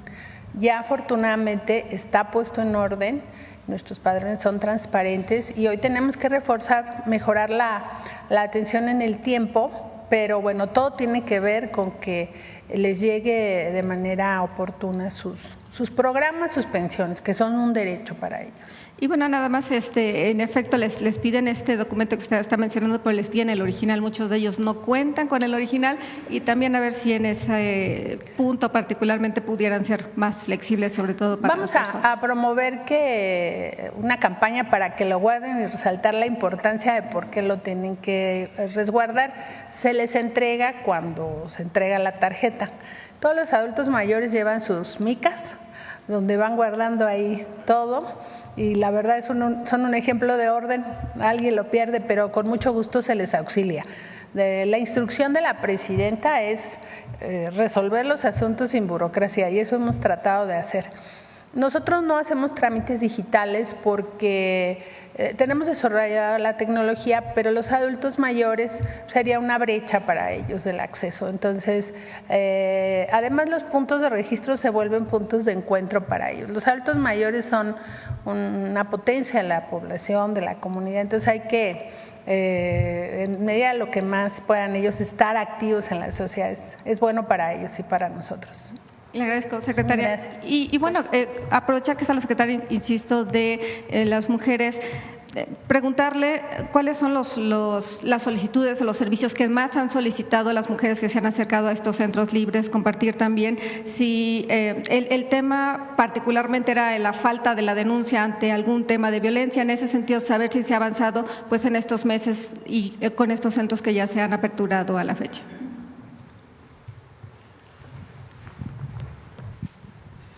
Sí, recordar que las mujeres que viven violencia muchas veces no saben qué hacer o a dónde acudir o les cuesta trabajo. Entonces, en estos centros hay orientación psicológica y jurídica, que es como el primer acercamiento y que va dotando de cierta confianza a las mujeres para denunciar. También hay centros de justicia donde las mujeres suelen acudir ya a un acompañamiento más de denuncia y yo estoy convencida que por la confianza que la presidenta le ha dado a las mujeres en términos de que no están solas, de que las reformas que se han aprobado obligan a todas las autoridades a transformar pues su actuación respecto a la atención a las violencias, las mujeres estarán denunciando más. Hemos estado acompañando en la Secretaría de las Mujeres y en estos centros libres son el primer contacto, digamos, de mujeres que empiezan a dialogar su violencia o a encontrar alguna respuesta y que son canalizadas de distintas formas, además de algunas otras, digamos, vehículos por donde están muchas mujeres denunciando, como la línea telefónica que en su momento también presentamos, pero bueno, son el primer acercamiento y el primer contacto. Gracias, secretaria. Presidenta, en el estado de Hidalgo, aquí se ha denunciado en varias ocasiones la preocupación por parte del municipio de Valle de Pan y del municipio de Emiliano Zapata, esto por la llegada de esta planta o de esta empresa Time Ceramics, en donde pues más allá de que sí se les ha dado el apoyo, han estado el gobierno y las instancias correspondientes cercanas a los pobladores que han, insisto, alzado la voz desde este estado. Pues bueno, se sabe que actualmente pues ya esta empresa está pagando las cuotas sindicales a lo que se conoce como la CATEM. En ese sentido, presidenta, ellos piden que no los abandone, saber si la CONAGUA sabe precisamente de este problema hídrico que existe pues en este estado y específicamente en este lugar, y ellos están pidiendo pues que no los dejen solos, que la CONAGUA esté enterado de todo lo que están haciendo ahí y pues bueno, saber si en el tema también del suelo agrícola en esta zona la Secretaría correspondiente también tiene conocimiento de pues si bien es cierto, vienen nuevos empleos, pero también que no se deje a un lado este tema particularmente. Cuando hay una empresa que quiere construir en un suelo que es agrícola, el municipio tiene que darle el cambio de uso de suelo. En la Ciudad de México este cambio de uso de suelo lo da el Congreso, pero en general en los municipios el cabildo decide si hay un cambio o no de uso de suelo. Para poder ocupar agua que tenía un derecho agrícola, que además no pagan derechos, o sea, no hay pago en el caso del riego agrícola, tiene que ir a Conagua a cambiar el uso, si pasa de agrícola a industrial, necesariamente. De hecho, esta puesta en orden de todas las concesiones de agua ha pasado por ahí. Muchos usos agrícolas que ya no son agrícolas, son urbanos, son industriales, tienen que ponerse en orden y tienen que pagar.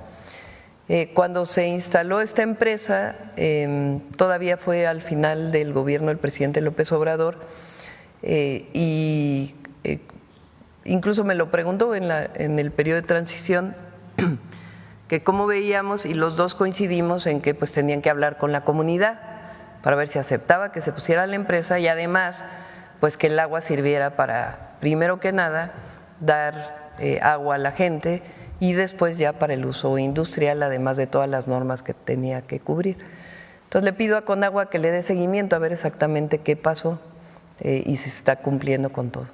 Finalmente, presidente, el día de ayer, en efecto, al Consejo de Morena, pues llegaron algunos gobernadores, los consejeros, y pues el mensaje, más allá de todo lo que se vivió, de este caos que se vivió desde inclusive antes de que iniciara este consejo, pues bueno, es el mensaje de unidad para dejar pues atrás todas las especulaciones de división y bueno, se convoca sí o sí a trabajar para robustecer el movimiento rumbo, en efecto, al 2027. ¿Cuál es su opinión, presidenta? Usted que viene precisamente de este movimiento, ¿cuál es la opinión que tiene una vez que ha finalizado pues nuevamente esta unión del Movimiento de Regeneración Nacional? Sería todo de mi parte. Gracias. Como decía, es muy fuerte el movimiento de transformación, mucho más fuerte que los 3 partidos políticos que apoyan y que Morena, que es pues el partido más importante donde surge el movimiento de transformación, mucho más que eso.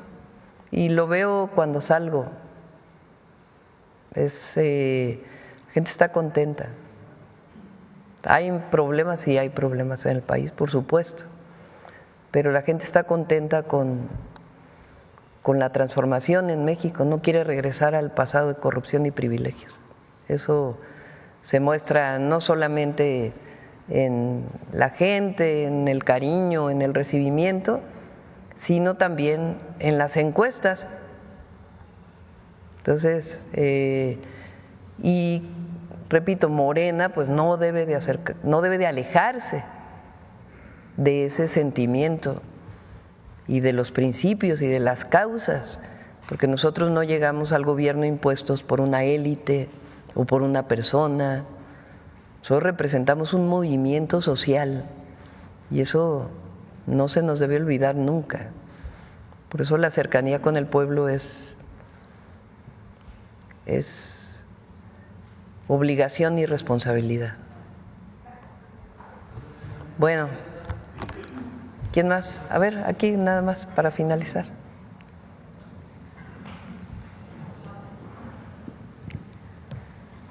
Hay que preguntar porque después hay confusión. Presidenta, mañana vamos aquí ya casi quiero. Sí. ¿Para qué? Breve, Presidenta. Primero preguntarle cómo encuentra Acapulco ahora con esta visita y sobre todo entiendo que dile a Efraín que te pase las fotografías de lo del agua, de cómo se ve el río Salado ya con el desasolve que se está haciendo y la limpieza. Sí, ayer las pasó, a ver si te contesta. Claro. Me siento por una sugerencia de los colegas. Presidenta, ¿cómo encuentra Acapulco ahora en este periodo de apertura, sobre todo vacacional? ¿Sí? Entiendo también que en estas visitas de casa por casa se tiene un promedio de 430,000 visitas cuando son 800,000 habitantes, o sea, casi la mitad. Entonces es una tarea que se dice fácil, pero quien conoce el puerto, su complejidad, las orillas del puerto, realmente son condiciones muy complejas, ¿no? ¿Cómo lo encuentra usted hoy y qué mensaje también le da a la población, sobre todo nacional, que en estos días pues sigue prefiriendo el destino Acapulco como su centro preferido?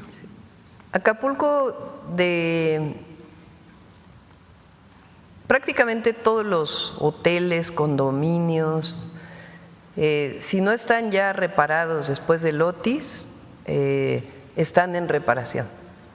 Incluso hoteles que sus dueños no querían repararlos, se les ha apoyado para ya sea créditos con Afinsa o en su caso si querían vender, pues que se facilitara todos los trámites para poderlos hacer desde el municipio, el estado y el gobierno federal. Entonces podemos decir que prácticamente todos los hoteles, condominios, edificios, si no están ya reparados, están en reparación. Acapulco tenía o tiene alrededor de casi 19,000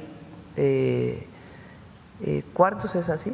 A ver si usted, sí, habitaciones, y ahora se han recuperado prácticamente 16,000 y lo que queda está en proceso de recuperarse. Lugares que habían sido abandonados, como un centro acuático muy famoso ahí en la costera, el Sisi, ya hay un empresario que decidió invertir para recuperarlo. En fin, va avanzando mucho. Fonatur tomamos la decisión de que asumiera la responsabilidad de una buena parte de la costera, tanto de Acapulco como de Coyuca, para su mantenimiento. Entonces la costera está realmente muy bonita, está limpia, los camellones están muy bien cuidados. Se hizo una intervención muy importante pues por parte de Bienestar para todas las viviendas, se está trabajando para hacer senderos seguros en las colonias, en la Colosio, en Renacimiento. Después llegó el John, tuvo muchas afectaciones y prácticamente se está recuperando. Y a ver si están por ahí las fotos, porque pueden ver, se decidió hacer una inversión en los siguientes años de cerca de 7,000 millones de pesos para poder recuperar plantas de tratamiento, sistemas de distribución de agua potable, plantas de bombeo, desasolve de ríos, de arroyos, reubicación de viviendas. Entonces es una inversión muy importante. Y en términos de los eventos que hay en Acapulco, pues están los mejores eventos, está recuperando su vida de manera muy importante, así que vayan a Acapulco, porque la van a pasar bien. Gracias, Presidenta. Y además el pueblo de Guerrero es excepcional. Sí. Excepcional. De hecho, su primer gira como presidenta fue la asistencia a Acapulco. Sí, ahí asistimos a una colonia que Alejo Peralta, que tenía un problema muy grave ahí de una conducción de agua totalmente asolvada, requerían una planta de bombeo para no volverse a inundar y ya está todo instalado. De aquella vez que fuimos del John, ahora pues es completamente otra colonia. Y ahí también se ha ido de vacaciones. Sí, ahí fuimos de vacaciones. No, 3 días. Sí. Presidenta, otro tema que tiene que ver con las esculturas, que no es menor, en la Ciudad de México, en la Ciudad de México, y el maestro Alfonso de Real tiene ese registro, y sobre todo la delegación Cuauhtémoc tiene pues más de 50 esculturas, edificios, monumentos de patrimonio artístico. Esta acción que se realiza por parte de la delegada de la delegación Cuauhtémoc de remover las esculturas de estos dos insignes luchadores sociales por las libertades. Tenemos otras, ella aduce en ese momento que no hay un permiso, cuando no informa, en primer lugar, a la Comisión de Monumentos y Obras Artísticas de la Ciudad de México, donde la delegación también participa el INA, participa Bellas Artes y la Jefatura de Gobierno, y no manda un comunicado alguno de decir vamos a mover eso, no investigan ni avisa. Y en otro sentido hay en ese tema las usos y costumbres en la ciudad también de establecer nuevos símbolos. Tenemos el caso de la antimonumenta, por ejemplo. Ese es un tema importante y tenemos otra escultura que estaría en riesgo si sigue esta política, porque tenemos a Ho Chi Minh, por ejemplo, aquí a un lado de la plaza del metro Pino Suárez, que se crea en el 2009 y ahí el maestro Vigilio Caballero es incluso invitado para inaugurarla. Tenemos otra propuesta, incluso hay una propuesta del 2013 ante el gobierno de la Ciudad de México de convocar a una propuesta de estatua en homenaje a John Lennon como misionero de la paz. Bueno, tenemos una cultura de propuestas y libertades. ¿Cuál es el mensaje que tiene usted sobre este asunto para que atrás de esto no se vea pues también una especie de centrificación ideológica promoviendo la xenofobia histórica? Primero el argumento, ¿no?, que es la intolerancia total, ¿no?, porque luego nos critican a nosotros. Pero yo creo que lo más grave fue que es ilegal la manera en que removió este monumento.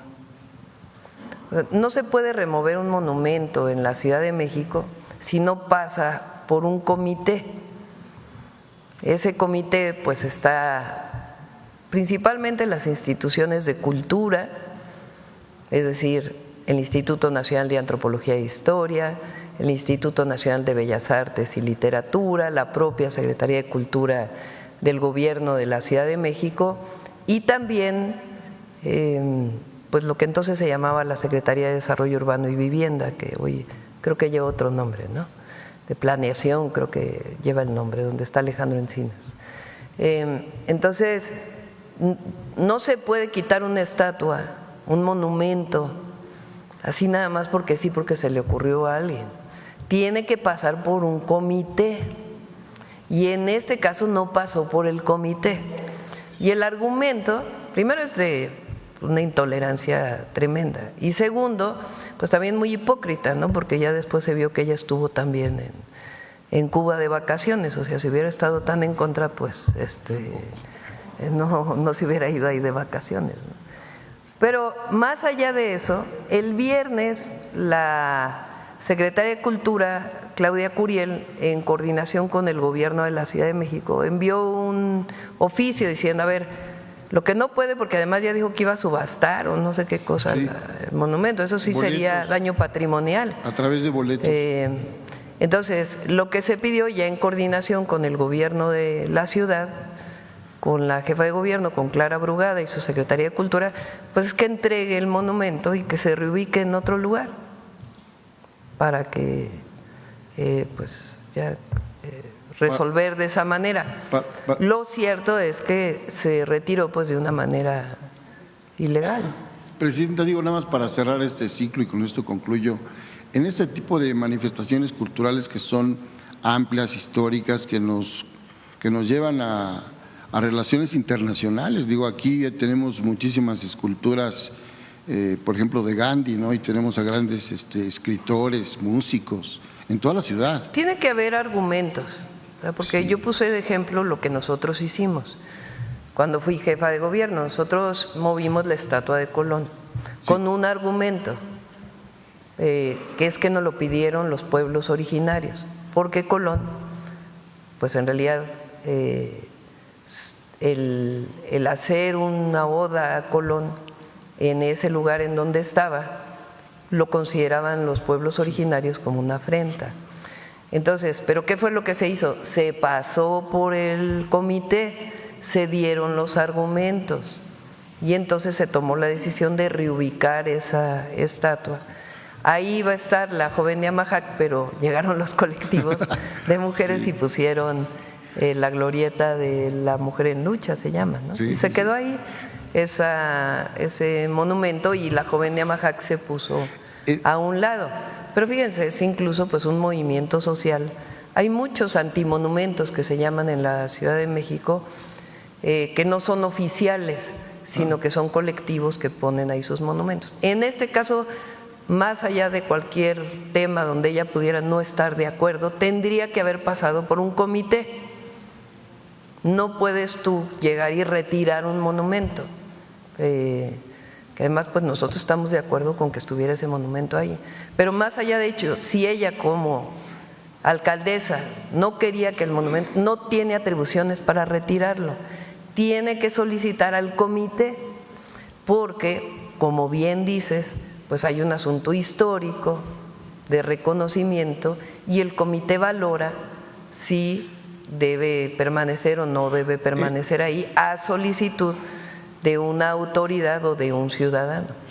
¿El comité tendría facultades para convocar una consulta y que se cerrara? Tiene facultades y ahí también está legislada la consulta en la Ciudad de México, también. Es todo por mi parte. Gracias, presidente. Bueno, ya, vamos a humanismo mexicano. A ver, ¿no te mandaron, Efraín? A ver, perdóname. No, es que, bueno, ese sí. Pero es que hay unos que es antes y después. Hay unas fotografías que están antes y después. Pero yo creo que el río Salado nunca había estado así.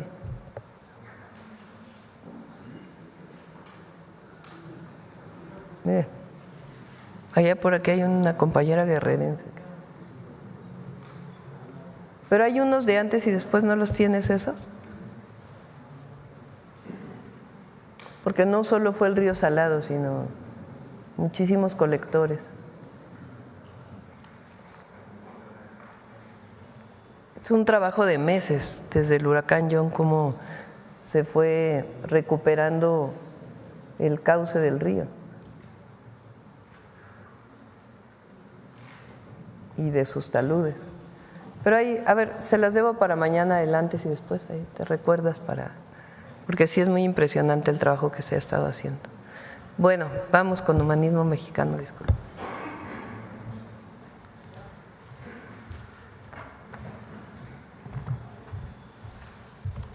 Con su permiso, Presidenta, buenos días a todos y todas. ¿Saben ustedes quién dijo la frase, prefiero pagar primero a un maestro que a un general? Bueno, pues fue precisamente un general revolucionario, Francisco Villa, quien en 1920 se retiró de las armas para poner en marcha los principios humanistas por los que luchó toda su vida. Trabajar la tierra en libertad, producir lo necesario y distribuirlo entre todos y todas. Y sobre todo, priorizar la educación, que él mismo consideraba un factor importantísimo para la transformación social. El día de hoy, en el marco del aniversario luctuoso de Francisco Villa, que se conmemoró el día de ayer, les invitamos a conocer el experimento social al que el general dedicó sus últimos días. La colonia de la Hacienda de Canutillo, un proyecto que, como podrán ver a continuación, inspira al humanismo mexicano. La historia de México nos enseña que los sueños alimentan las acciones que hacen posibles los cambios. Esos anhelos de tener una vida mejor, una sociedad más justa, mayores libertades y derechos son el motor de la historia. Los sueños justicieros de Hidalgo y Morelos, de Leona Vicario, de la generación de la Reforma, de Madero y Hermila Galindo, se hicieron realidad y propiciaron las transformaciones que inspiran al humanismo mexicano. El caso de Villa no fue la excepción. Desde joven había soñado que los hacendados no abusaran de sus trabajadores y sus familias, que la justicia fuera pareja y no estuviera al servicio de los poderosos. Junto a Madero, Francisco Villa soñó que México fuera un país democrático y con Zapata que los campesinos tuvieran su tierra y una vida digna. Villa le contó al periodista John Reed otro sueño que le animaba a seguir adelante. Serán establecidas en toda la República colonias militares formadas por veteranos de la Revolución. El Estado les dará posesión de tierras agrícolas y creará grandes empresas industriales para darles trabajo. Laborarán 3 días de la semana y lo harán duro, porque el trabajo honrado es más importante que pelear y solo el trabajo así produce buenos ciudadanos. En los otros días recibirán instrucción militar, a la que a su vez impartirán a todo el pueblo para enseñarlo a pelear. Entonces, cuando la patria sea invadida, en mediodía se levantará todo el pueblo mexicano de sus campos y fábricas, bien armado, equipado y organizado para defender a sus hijos y a sus hogares. Mi ambición es vivir mi vida en una de las colonias militares, entre mis compañeros a quienes quiero, que han sufrido tanto y tan hondo conmigo.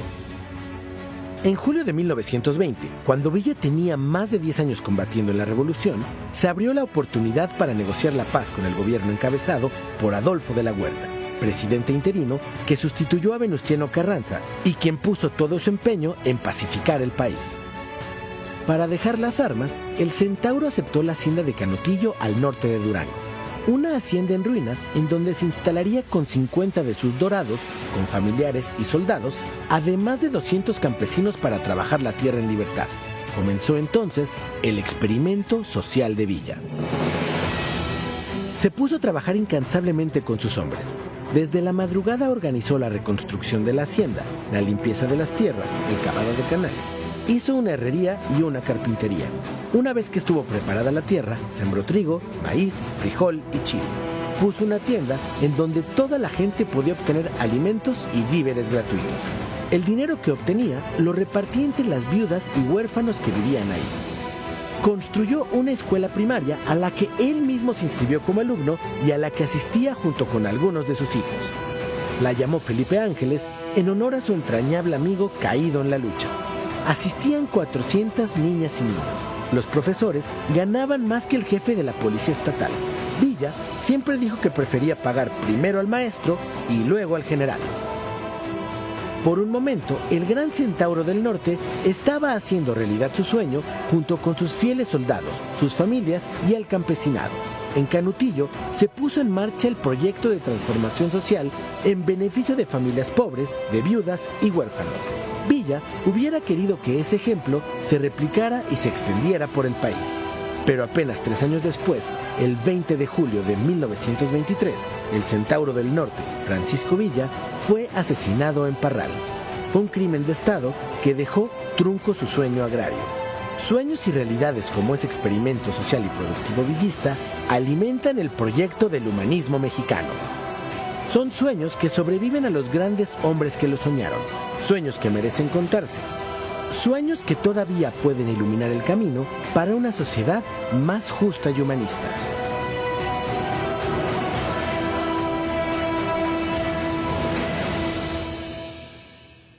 Muchas gracias. Buen día.